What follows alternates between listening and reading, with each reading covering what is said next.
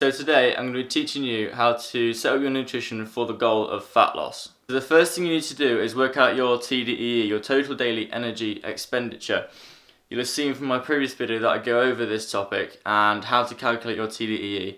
So if you haven't watched that, I suggest you go and watch that first. There'll be a link in the description, so watch that video first before you move on to this. Because that is, our TDEE is our base level of calories. So it's the first place that we start when we're looking at setting up our nutrition. For me, as an example, my total daily energy expenditure is around 2,800 calories.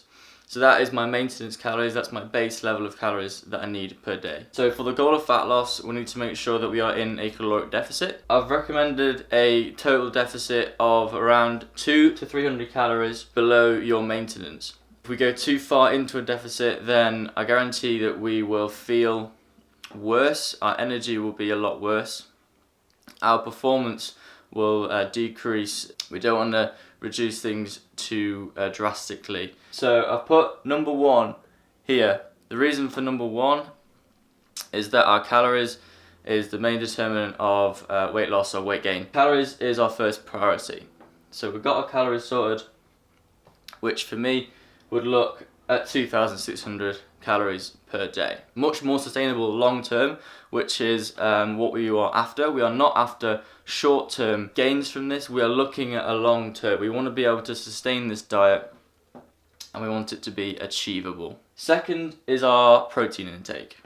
This is our second priority for setting up our nutrition for the goal of fat loss. The reasons why protein is so important during your fat loss period, or a higher protein intake during your fat loss period, is number 1, the retention of lean mass. Basically, it's muscle tissue. Most weight loss diets that you see nowadays, almost most of the weight loss that you see is a combination of water, fat, and also muscle tissue.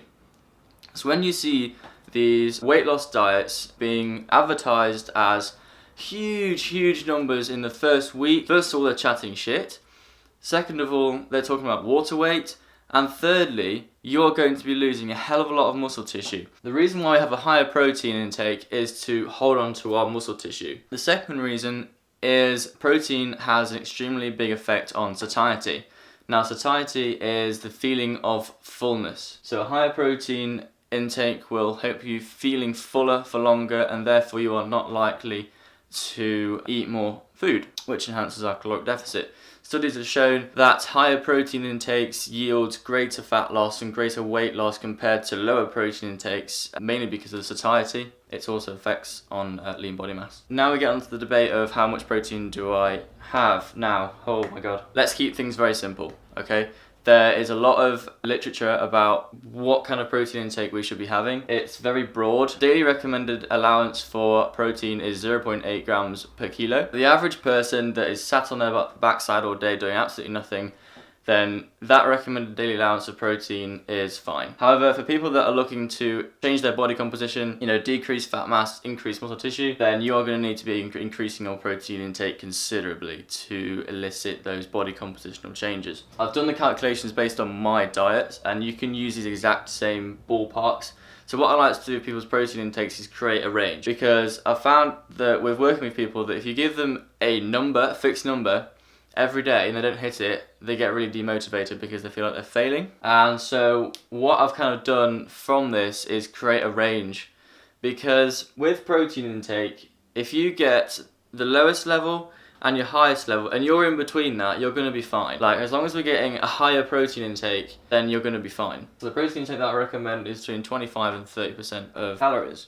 Now, some people do go up to 35%, that's fine. Generally, protein intake does differ depending on the person. However, 25 to 30% is a good ballpark to be in. And also, the figure that I like to quote is 1 gram per pound of lean body weight. The reason why lean is because differences in fat percentage and differences in people's lean mass depend on how much protein they need. So people with higher muscle tissue will need more protein to sustain that muscle tissue. 25 to 30% of my 2,600 calorie deficit will look at 163 to 195 grams of protein per day. If I fall in that range, I'm happy. If I get even to 150, I'm happy.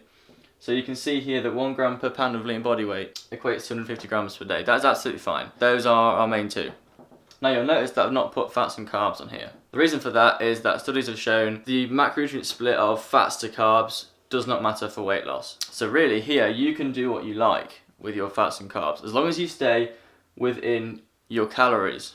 Okay, that is extremely important, because if you overeat on any of the 3 macronutrients, if you're over your calories, you're going to be gaining weight. But just understand that the macronutrient split between fats and carbs doesn't matter for weight loss. What matters most is your total calorie intake. For a fat loss, you need to be making sure that you're in a caloric deficit. But these two are going to be the main drivers of your fat loss. Sort out your calories, increase your protein intake, be consistent, track everything, be consistent, and you should hopefully start to see fat loss. And as long as you're hitting roughly those numbers, you're going to be sound. Yes, thank you very much for watching. I hope that's helped you with your nutrition for fat loss. Thanks very much for watching, guys. If you did enjoy the video, please like, and also please subscribe to my channel. If you like my content, then please do subscribe. Thank you very much for watching, guys, and I'll see you next time.